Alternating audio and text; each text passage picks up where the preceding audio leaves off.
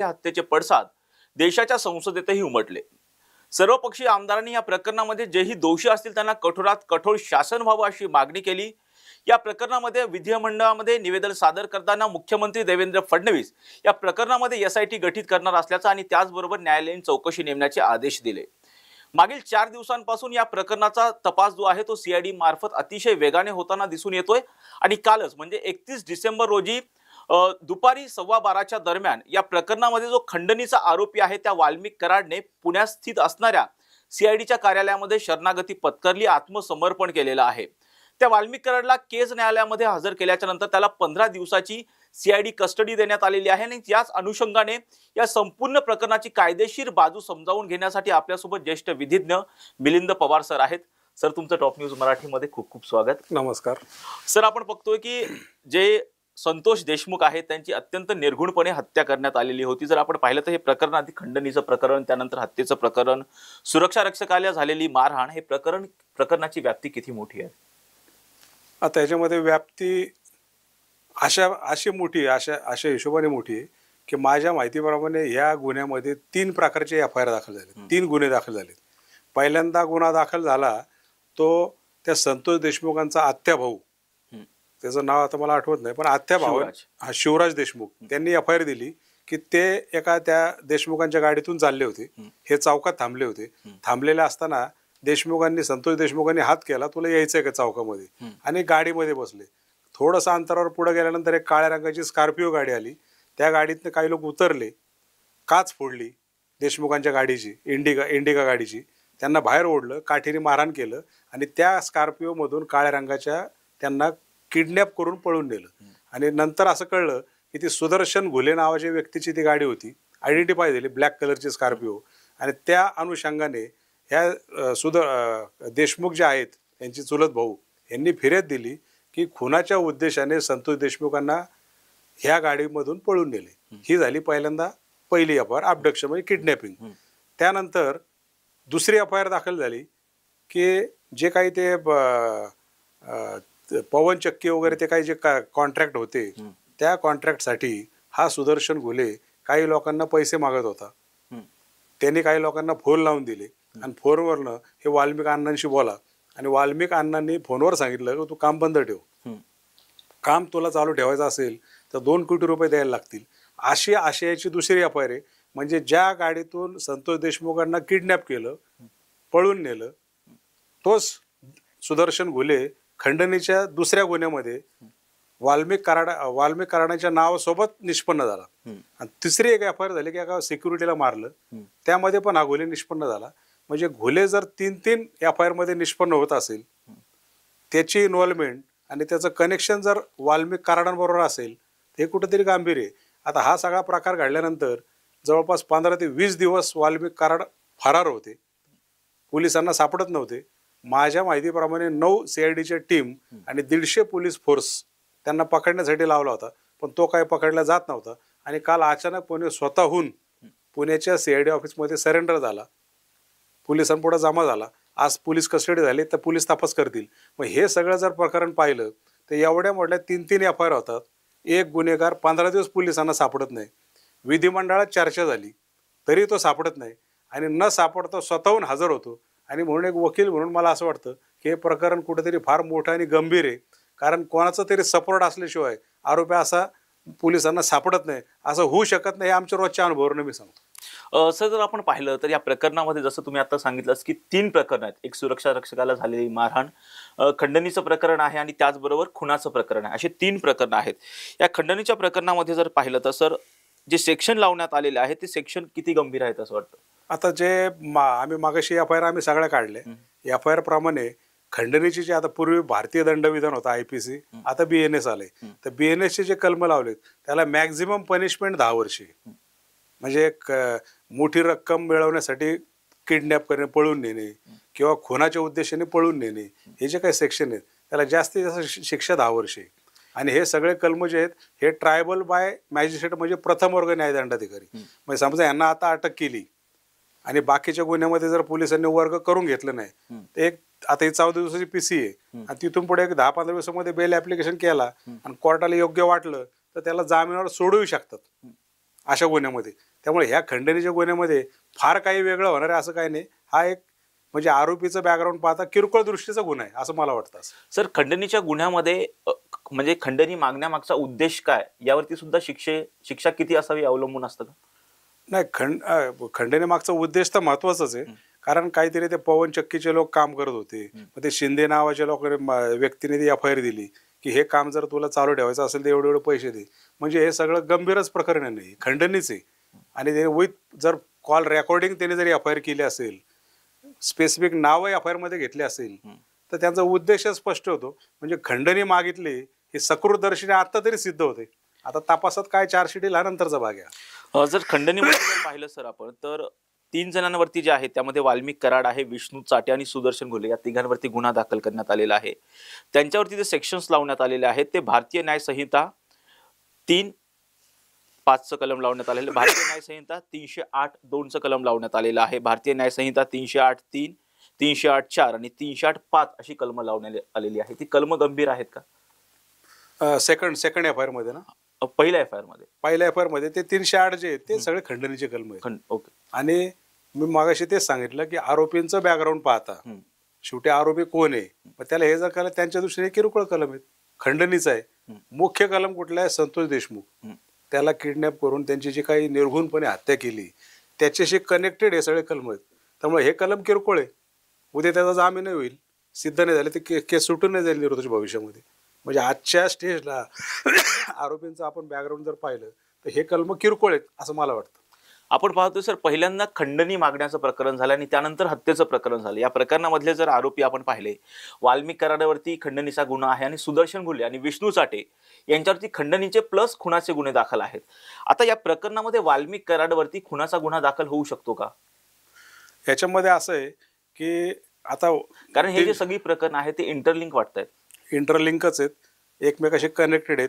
कारण हा काय असा कुठला प्लॅन करून एफ आय आर केली खोटी कोणाला तरी त्रास देण्यासाठी, कोणाला तरी अडकवण्यासाठी असं दिसत नाही. कारण जो सिक्वेन्स जर पाहिला तर जे जे गुन्हे, जे जे प्रकार घडत गेले त्याप्रमाणे एफ आय आर आले. आता एफ आय आर आल्यानंतर हे सगळे एकमेकाचे साथीदार आहेत. म्हणजे संघटित गुन्हेगारी आली, म्हणजे मोका आला. आता शेवटी या वाल्मिक कराड जे सरेंडर काल झालेत CID समोर, तर हे झालेत खंडणीच्या गुन्ह्यामध्ये, त्यांच्या दृष्टीने खंडणीचा गुन्हा. पण ज्या वेळेला 14 दिवसाच्या PC मध्ये हे निष्पन्न होईल की सुदर्शन घोले, हा चाटे, हा कराड हे सगळे एकमेकाशी कनेक्टेड आहेत, आणि मग पोलिसांना ह्या खंडणीच्या गुन्ह्यामधून त्या 302च्या गुन्ह्यामध्ये ह्या कराडला वर्ग करून घ्यावा लागेल आणि नवीन न्यायालयासमोर परत रिपोर्ट द्यावा लागेल की खंडणीचा गुन्हा तपास करत असताना याच्यामध्ये वाल्मिक कराडचा सहभाग निष्पन्न झालाय, त्यांचे फोन कॉल सापडलेत आणि म्हणून आम्हाला ह्या गुन्ह्यामध्ये वर्ग करून मिळावा. आणि वर्ग करून घेतल्यानंतर पुढचा तपास सुरू होईल. पण 302 मध्ये यांचा काय रोल होता? आता यांचा रोल काय आहे? यामध्ये 120B म्हणजे IPCचा 120B पूर्वीचा कॉन्स्पिरसी, कट कारस्थान. आता शेवटी वाल्मिक असे केस आहे का वाल्मिक कराड स्वतः होते, त्यांनी तलवारीने मारले, त्यांनी फायरिंग केले, अशी केस नाही. केस काय आहे? प्लॅनर, कॉन्स्पिरसी, कट कारस्थान. मग कट कारस्थान म्हणजे काय? जो मेन व्यक्ती तो बसून राहणार, कोणाच्या ते आदेशावरनं ते बाकीचे गुन्हा करणार, बाकीच्यांनी गुन्हा केला, देशमुखांचा मर्डर केला, ही वस्तुस्थिती आहे. पण हे कोणाच्या सांगण्यावरनं केलं? आता हे जर निष्पन्न झालं कराड, मग कराडांना कोणाचं बॅकिंग होतं? That is the part of investigation. शेवटी पोलीस आता कसा तपास करतायत, रेकॉर्डर काय आणतायत, त्याप्रमाणे समाजासमोर सगळं देणार. सर, जो आता प्रत्यक्ष वाल्मिक कराडनी या प्रकरणामध्ये कितपत सहभागी आहे अद्यापही सिद्ध झालेलं नाही. परंतु जर या प्रकरणामध्ये मुख्य सूत्रधार जर वाल्मिक कराड असेल तर त्याच्यावरती खुनाचा गुन्हा दाखल होऊ शकतो का? 100% दाखल होणार. कारण ज्यांनी खंडणी मागितली ते घोलेचं नाव पहिल्यांदा निष्पन्न झालंय, तिसऱ्या गुन्ह्यामध्ये घोलेचं नाव निष्पन्न झालंय, मर्डरमध्ये गुन्ह्यात घोलेचं नाव निष्पन्न होतंय, आणि घोले आणि कराड एकमेकाशी फोनवर बोलले, त्यांचं कन्व्हर्सेशन झालंय, हे रेकॉर्डला आले. म्हणजे हे सगळे एकमेकाशी लिंक आहेत. मग जर घोलेने फक्त मर्डर केला असेल, स्पॉटवर जाऊन त्याने मारला असेल, तर ऑटोमॅटिकली कराड हा त्याच्या मागचा गुन्हेगार होऊ शकतो कारस्थानमध्ये, कट कारस्थान. आणि त्यामध्ये काय, आता शेवटी तपास यंत्रणा कसा तपास करते, ह्यांच्या लिंक किती रेकॉर्डवर आणतायत, ह्यांची इन्व्हॉल्वमेंट किती रेकॉर्डवर आणतात, त्याप्रमाणे आपल्याला कळणार आहे. आता जर तरचा विषय केला ते वकील म्हणून मला काय वाटतं की समजा घोलेंचा तपास केला, PC मध्ये घोलेने सांगितलं की बाबा वाल्मिक कराडने आम्हाला असं सांगितलं होतं, तसं सांगितलं होतं, हे सांगितलं होतं, किंवा हे सांगितलंच नव्हतं, शेवटी तो आरोपी आहे, काय स्टेटमेंट द्यायचा हा त्याचा अधिकार आहे, आणि तपास कसा करायचा हा पोलिसांचा अधिकार आहे. आता यामध्ये जर एकमेकाला फोन कॉल झाले असतील, व्हॉट्सअप चॅटिंग झाली असतील, लोकेशन सापडले असतील, टॉवर लोकेशन, ज्या वेळेला घटना घडली त्यावेळेला हा कुठं होता, हा कुठं होता, हा सगळा तपासाचा भाग आहे. हा निष्पन्न झाला तर 100% वाल्मिक कराड कनेक्ट होणार आणि मर्डर मधला प्राईम ॲक्युज म्हणून सुद्धा भविष्यात तो पुढे येऊ शकतो की यांनी हे सगळं घडून आणलं. सर, खुनामध्ये जर आपण पाहिलं तर भारतीय न्याय संहिता 118(1), भारतीय न्याय संहिता 126(2), 140(1), 189(2), 190, 191(2), 324(4) आणि 324(5) ही कलमं लावलेली आहे. ती या कलमांमध्ये किती शिक्षेची तरतूद आहे? आता याच्यामध्ये जे लावलंय ते अबडक्शन म्हणजे किडनॅप करून नेले, पण उद्देश काय दाखवलाय खुनाचा, म्हणजे एफ.आय.आर खरी ठरली. उद्देश काय होता खुनाचा? आता माझा चुलत भाऊ गाडीत बसलाय, माझ्यासमोर मारहाण केली आणि माझ्यासमोर एका गाडीमध्ये त्याला घेऊन गेले. पण मी काय सांगतोय की ही काळ्या रंगाची गाडी, हल्ली ते आरटीओचा गाडीचा नंबर टाकले की लगेच कळतं कोणाच्या नावावर गाडी, म्हणजे घुलेच त्याला घेऊन गेला. घुलेचं नाव एफ.आय.आर मध्ये आलंय आणि नंतर तो मर्डर पण झालाय. आता मर्डर होताना आय विटनेस तिथं कुणी आम्ही होतो का बघायला? असं कोण म्हणणार? हा देशमुखांचा चुलत भाऊ. मी तर पाहिलं नाही, पण माझ्यासमोर किडनॅप करून गेला. ऍक्च्युअल मारताना डायरेक्ट आय विटनेस कोण नाही, पण हे सरकमटन्स, परिस्थिती ज्यांना पुरावा, माझ्यासमोर किडनॅप करून गेला आणि नंतर तो खाला झाला. मारला कोणी? मग त्यावेळेचं त्या घोलेचं लोकेशन, ह्या कराडाचं लोकेशन, मयत जे झाले देशमुख त्यांचं लोकेशन, हे सगळं ज्या वेळेला टावर लोकेशन एकत्रित येईल त्यावेळेला भविष्यात हा गुन्हा, हा खून कुणी केला हे निष्पन्न होईल. पण त्याप्रमाणे तपास व्हायला पाहिजे, हे महत्वाचं आहे. सर, आणखी एक म्हणजे सगळ्याच प्रेक्षकांना क्युरिओसिटी आहे, अटक करणं आणि आत्मसमर्पण करणं. आत्मसमर्पण केल्याच्या नंतर शिक्षा कमी मिळू शकते का, किंवा अटक केल्याच्या नंतर शिक्षा अधिकची मिळू शकते का? एखादं खुनाचं प्रकरण असेल किंवा खंडणीचं प्रकरण असेल, आत्मसमर्पण केल्याचा फायदा कुठे वाल्मिक कराडला होईल असं वाटतं? नाही, आत्मसमर्पणचं असं काही नाही. आता कायद्यामध्ये अशा तरतुदी आहेत की काही कलम हे बेलेबल असतात, जामीन पात्र म्हणजे काय? समजा अटक केली तर संबंधित इन्स्पेक्टरने त्या आरोपीला सांगायचं की तुझ्यावर गुन्हा दाखल आहे, पण हा जामीन पात्र आहे, तू जामीन देतो का? जामीन दे, तुला मी सोडून देतो बॉन्ड घेऊन. बेलेबल ऑफेन्स, बरोबर आहे. पण काही पोलीस स्टेशनला तसं करतात नाही, आम्ही सरेंडर करून घेणार नाही. मग आम्ही काय करतो? डायरेक्ट आरोपीला कोर्टासमोर उभं करतो, म्हणजे त्याला होतं सरेंडर. त्याला बॉम्बे हायकोर्टच्या, सुप्रीम कोर्टच्या काही गाईडलाईन आहेत, डायरेक्ट आरोपी कोर्टापुढे उभं करू शकतो की माझ्यावर बेलेबल ऑफेन्स दाखल आहे, मी कोर्टासमोर हजर झालोय, मला जामीनवर सोडा, कोर्ट सोडतं. मग याला म्हणतात सरेंडर. सरेंडर केल्यामुळं त्या मूळ गुन्ह्याला काही फरक पडला, शिक्षा कमी झाली किंवा बघण्याचा दृष्टिकोन बदलला असं काही नाही. सरेंडर म्हणजे काय की कराडाने ओळखलं की आता हे सगळे अकाउंट बंद व्हायला लागलेत, तपासाची व्याप्ती वाढायला लावली आणि त्यांच्या मनात जर काय असेल की कुठून काहीतरी आपलं होईल, ह्या माध्यमातून त्या माध्यमातून काय सेटिंग होईल, त्यातनं आपण वाचू शकतो, हे सगळे प्रयत्न केले असतील, पण कुठंच काय होत नाही दिसलं की माणूस सरेंडर होतो. मग एक तर त्याला मग कोणाचा तरी सपोर्ट असतो सरेंडर व्हायला, कोणीतरी सल्ला दिलेला असतो किंवा एन्काउंटरची भीती असते. आपण इकडे तिकडे परत एक दिवशी मारतील त्यापेक्षा आपलं डायरेक्ट जमा होऊन जा, पोलिसांच्या ताब्यात गेले की पोलिसांची जबाबदारी आपण बघू, ह्या कुठल्या तरी विचारात ते सरेंडर झालं असेल. पण सरेंडर झालं काय आणि अटक झालं काय, दोन्ही एकच आहे, वेगळं असं काही नाही त्यामध्ये. सर, आपण पाहिलं ज्यावेळी या संतोष देशमुखांचं अपहरण झालं त्यानंतर त्याच्या भावांनी सुदर्शन घुलेला बऱ्याच वेळा कॉल केल्याचंही निष्पन्न झालेलं आहे, त्यांनी तसं माध्यमांमध्ये सुद्धा सांगितलेलं आहे. पण अशा वेळी पोलिसांनी कुठंतरी त्याची जी केस आहे ती दाखल करून घ्यायला दिरंगाई केली. त्या निमित्तानं जर पाहिलं तर राज्याच्या मुख्यमंत्र्यांनी त्या भागाचे त्या पोलीस ठाण्याचे जे पोलीस निरीक्षक आहेत त्यांना सक्तीच्या रजेवरती पाठवलेलं आहे. अशावेळी पोलिसांवरती काही गुन्हा दाखल होऊ शकतो का, कारवाई होऊ शकते का?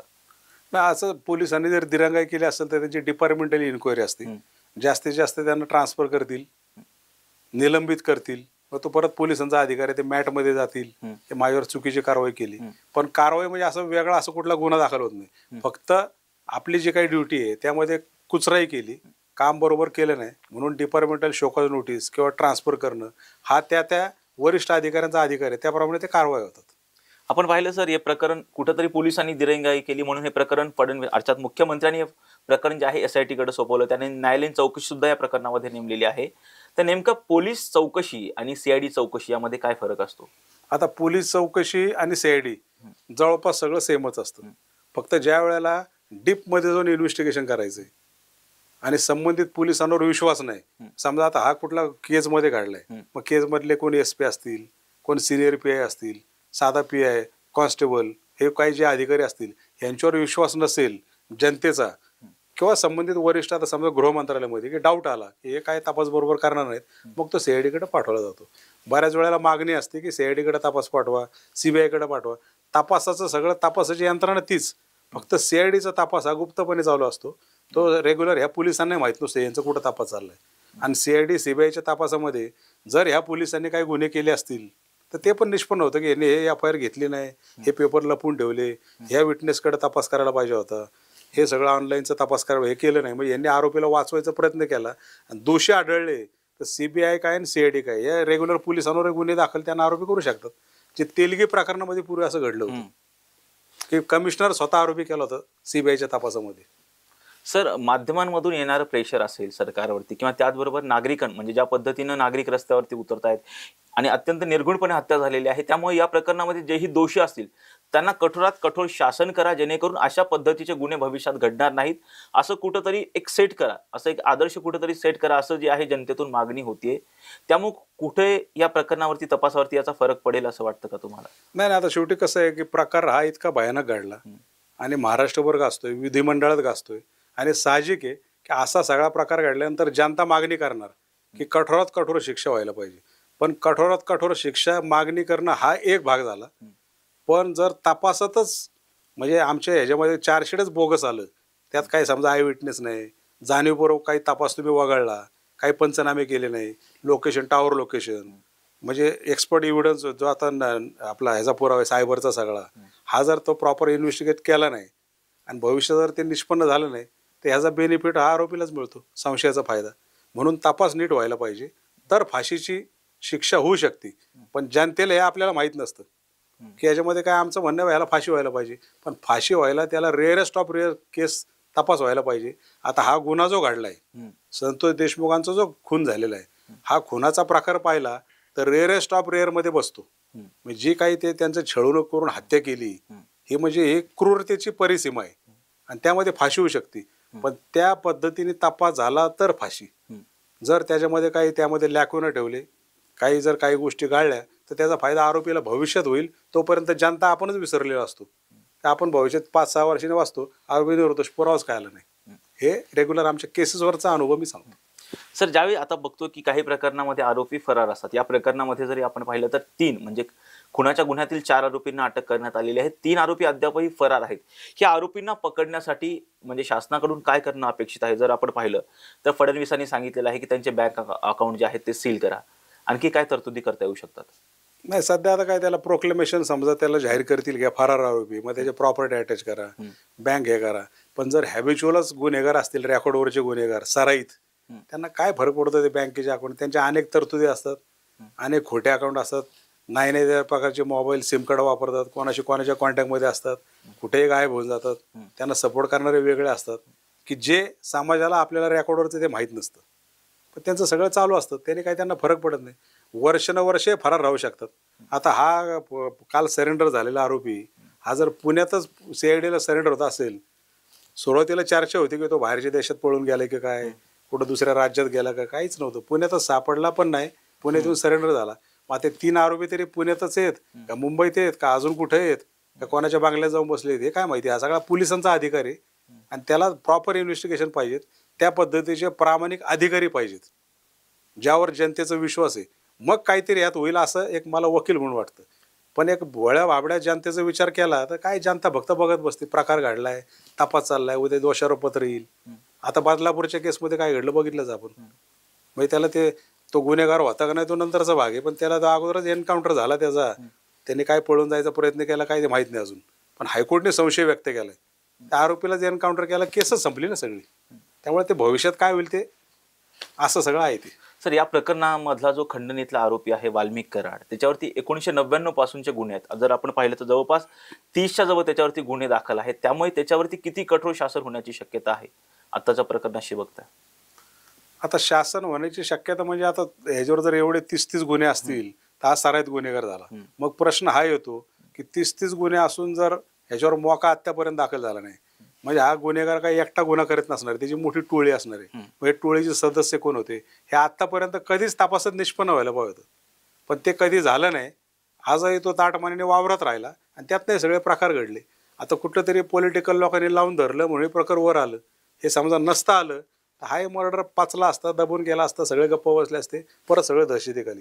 कारण मी आज पेपरला वाचलं, मला माहित नाही की ज्या सरकारी वकिलांनी बाजू मांडायला पाहिजे त्यांनी पण ते प्रकरण सोडलं घाबरून. असं काहीतरी पेपरला आलंय की सरकारी वकील म्हणलं मला प्रेशर आहे, मी काय बाजू मांडत नाही. मग हे असले जे प्रेशर आहेत, मग हे आता सगळं उखडून काढायचं काम कोणाचं आहे? पोलिसांचं. सामान्य माणूस तर आपण काय भांडू शकत नाही. म्हणजे मसल अँड मनी पॉवर हे सगळीकडे सुरू झालं तर मग आपण काय नुसतं बघत बसणे. तुमच्या आमच्या हातामध्ये काय? न्यायाधीश काय करू शकत नाहीत. न्यायाधीशांपुढे पुरावा आला तर ते म्हणतील तुला जन्मठेप, तुला फाशी, निर्दोष. यापेक्षा वेगळं काय? सामान्य माणसं आहेत ना आपण सगळे. पण गुन्हेगारी जर एवढी पॉवरफुल झाली तर कोणाच्या हातामध्ये काय राहणार आहे? एकंदरीत हे सगळं असं वातावरण पाहिलं तर एक अशी ती भीती वाटते. सर, या प्रकरणामध्ये काल ज्यावेळी केस कोर्टामध्ये वाल्मिक कराडला हजर करण्यात आलं त्यावेळी त्याच्या वकिलांनी जे युक्तिवाद केलेला होता त्यामध्ये त्यांनी सांगितलं की हे प्रकरण कुठंतरी राजकीय दृष्ट्या प्रेरित आहे आणि जर सरकारी वकिलांनी बाजू मांडली तर त्यांनी सांगितलं की खंडणीचं प्रकरण असेल किंवा हत्येचं प्रकरण असेल याचा आम्हाला तपास करायचा आहे, त्यामुळे आम्हाला कुठेतरी याची पोलीस कस्टडी हवी आहे असं त्यांनी सांगितलं. नाही, बरोबर आहे ना. आता आरोपी सरेंडर झाला, अटक झाला, कोर्टापुढे हजर केला की पोलिसांचं काम आहे आम्हाला तपास करायचं, तपासाचे हे मुद्दे. आता आम्ही आरोपीच्या बाजूने उभे असतो, आरोपीकडनं इन्स्ट्रक्शन घेतो, काय बाबा काय खरं काय, त्याप्रमाणे आम्ही युक्तिवाद करतो. आता याच्यामध्ये जर असा आर्ग्युमेंट केला असेल की याच्यामध्ये पॉलिटिकल कलर आहे, आता पॉलिटिकल असेल तर मग त्या देशमुखाला, संतोष देशमुखांना किडनॅप केलं, पळून नेलं, यामध्ये काय पॉलिटिक्सचा संबंध आहे का? पण न्याला ना, म्हणजे पळून नेणं त्याला मारणं हा गुन्हाच आहे ना. पॉलिटिक्सचा काय संबंध आहे? एखाद्या कंपनीला तू हे काम बंद ठेव, नाही तर मग आम्हाला 2 कोटी दे, नाही तर काम बंद कर. हे जे इलिगल डिमांड करणं हा गुन्ह्याचा प्रकार आहे. ह्याला पॉलिटिक्सचा कुठं संबंध आहे? एखाद्या वॉचमॅनला धमक्या देणं, त्याला गाडीत कोंबून नेणं, त्याला मारहाण करणं, ह्याला पॉलिटिकलचा कुठं संबंध आहे? म्हणजे फक्त हा एक आर्ग्युमेंटचा भाग असतो की ह्याला पॉलिटिकल कलर आहे आमका, त्या आरोपीचा बचाव म्हणून. ते काय कोर्ट सगळं ऐकतं असं नाही, पण आर्ग्युमेंट करायचा तो आमचा अधिकार आहे. आरोपीच्या दिलेल्या माहितीवर आम्ही आर्ग्युमेंट करतो. आता कुठला आरोपी असं म्हणणार आहे का हो मी सगळं केलं? आता तसं पाहिलं तर कराड काल सरेंडर झाल्यानंतर काय सांगितलं की मला जर सिद्ध झालं तर मला शिक्षा द्या. आता सिद्ध करणं काम कोणाचं आहे? सरकार पक्षाचं. म्हणजे सगळे पुरावे गोळा करून कोर्टापुढे मांडायचे, पण ते आलेच नाही तर शिक्षा तरी कशी होणार आहे? आणि म्हणून तो एक आर्ग्युमेंटचा भाग आहे की पॉलिटिकल सगळा कलर दिलाय. आता ते विधिमंडळात प्रश्न घालला, अरे पण दिलाय पण गुन्हे घडलेत ना, म्हणजे पॉलिटिकल कलर दिला म्हणजे काय गुन्हे घडलेच नाही का? पण असंही नाही ना की तुम्ही एकदम असं क्लीन चरित्र एकदम सगळं घरातून नेला उचलून माणूस. 30 गुन्हे जर तुमच्यावर दाखल असतील तर संशय तुमच्यावरच येणार आहे. संशय कशाला पाहिजे? तुमचे फोन कॉल आहे, तुमचे रेकॉर्डिंग आहे, हे सगळे पुरावे आहेत ना सगळे. त्यामुळे पॉलिटिकल हे म्हणणं फक्त आर्ग्युमेंटचा भाग आहे, पण त्यांनी काही फरक पडणार नाही पोलिसांनी नीट तपास केला तर. सर, आपण पाहिलं तर जे सरकारी वकील होते BJ शिंदे त्यांनी सुद्धा यावेळी जेव्हा युक्तिवाद केला त्यांनी सांगितलं की हे प्रकरण जे आहे ते अर्थात या प्रकरणामध्ये खंडणी आणि म्हणजे हत्या हे प्रकरण कुठेतरी इंटरलिंक आहे, त्यामुळे त्यांनी पोलीस कोठडी मागितलेली आणि 15 दिवसांची पोलीस कोठडी दिलेली आहे. आता आरोपीला आणखी किती दिवस पोलीस कोठडी मिळण्याची शक्यता असेल? एक मॅक्झिमम किती पोलीस कोठडी मिळू शकते? आता त्याला 14 दिवसाची PC दिलेली आहे आणि आता खंडणीच्या गुन्ह्याप्रमाणे तेवढी ती भरपूर त्याला दिली, 14 दिवस सफिशियंट दिलेली. पण भविष्यात जर समजा असं वाटलं की 14 दिवसामध्ये हा बोलतच नाही, तोंडच उघडत नाही, काही सांगतच नाही, तर परत पोलीस PC मागू शकतात. पण त्यात 302 मध्ये वर्ग केला की त्याची PC परत वेगळी सुरू होईल. खंडणीच्या गुन्ह्यामध्ये मॅक्सिमम किती दिवसाची आता ते 14 दिवस दिले ना त्याला, फुल PC देऊन टाकली त्याला ऍज पर डिमांड. ही फुल PC आहे. आणि खंडणीच्या गुन्ह्यामध्ये किती दिवसांची PC असू शकते? 14 दिवस खंडणीच्या. आणि खुनाच्या गुन्ह्यात? आता खुनाच्या गुन्ह्यात वर्ग केले की परत त्याला 14 दिवस. अशा PC वाढतात ना, पहिली 7 दिवस, परत 7 दिवस, असे एक्सटेंड होत राहते ती PC. सर, आता जसं फडणवीसांनी सांगितलेलं होतं, म्हणजे सगळ्याच आमदारांनी विनंती केलेली होती की हे प्रकरण जे आहे ते फास्ट ट्रॅक कोर्टामध्ये चालवा. फास्ट ट्रॅक कोर्टामध्ये जेव्हा हे प्रकरण जाईल, अर्थात फडणवीसांनी असं सुद्धा जाहीर केलेलं होतं, SITला सांगितलं, ज्यावेळेस न्यायालयीन चौकशी नेमली त्यामध्ये सांगितलं की 3 ते 6 महिन्यामध्ये आम्ही चार्जशीट दाखल करणार आहोत आणि या प्रकरणाचा तपास पूर्ण करणार आहोत. आता गुन्हा घडल्यानंतर कायद्यानुसार 90 दिवसात चार्जशीट पाठवायला लागतं. 90 डेज, 3 महिन्यात. मग 3 महिन्यात तर चार्जशीट येणारच आहे. समजा चुकून 3 महिन्यात नाही आलं तर 91 दिवशी आरोपीला जामीन होतो. न्यायाधीश विचारतात चार्जशीट तुझं आलेलं नाही, तुझ्याकडे जामीन आहे का? आम्ही तुम्हाला जामीन सोडतो. पण आम्हीच 91 दिवशी आम्हीच बेल ऍप्लिकेशन ठेवतो, चार्जशीट वेळेत आलेलं आम्हाला जामीन द्या. त्यामुळे चार्जशीट येणार 90 दिवसामध्ये. आता फास्ट ट्रॅक कोर्टात करतो ते होणार, ते बोलणं सगळं ठीक आहे, पण हे जर सगळं तसं घडलं तर निश्चितप्रमाणे आणि चांगल्या प्रकारचा चार्जशीट गुन्हा तपास झाला तर शिक्षेपर्यंत हे प्रकरण जाऊ शकतो. पण दिलेल्या शब्दाप्रमाणे घडलं तर. आता अनेक केसेसमध्ये आपण ऐकतो फास्ट ट्रॅक मध्ये करणार आमका. आता रोजच्या आमचे अनुभव आम्ही सांगतो. सर, फास्ट ट्रॅक कोर्टामध्ये कुठं टाइम पिरियड असतो का? म्हणजे नाही, फास्ट ट्रॅक कोर्ट म्हणजे कसं आहे की बाकीच्या केसेस सगळ्या सोडा, या Kesla priority they, that is fast track. Fast track नावाचं असं कुठलं वेगळं कोर्ट नाही. फास्ट ट्रॅक म्हणजे काय, आहे तेच न्यायाधीश, आहे तीच सगळी यंत्रणा. फक्त ह्या केसला प्रायोरिटी द्या. लवकर निकाली काढा. आता जसं रेपच्या केसेस पोक्सो न्यायालय, पण प्रत्येक कोर्टावर इतका लोड आहे. आता फास्ट ट्रॅक म्हणजे कसं की ज्या वेळेला जिंदा सोखा फार पूर्वीच्या काळात घडलं होतं आणि त्याला स्पेशल कोर्ट, तर ते यारोडा जेलमध्ये ते न्यायाधीश जाऊन बसायचे आणि तिथं खटला चालला. हे स्पेशल कोर्ट. आता फास्ट ट्रॅक म्हणजे ह्या प्रकरणासाठी एक न्यायाधीश सेपरेट कोर्ट सेपरेट करा, 4 महिन्यातच त्याचं केस होऊन जाईल. तसं होत नाही ना.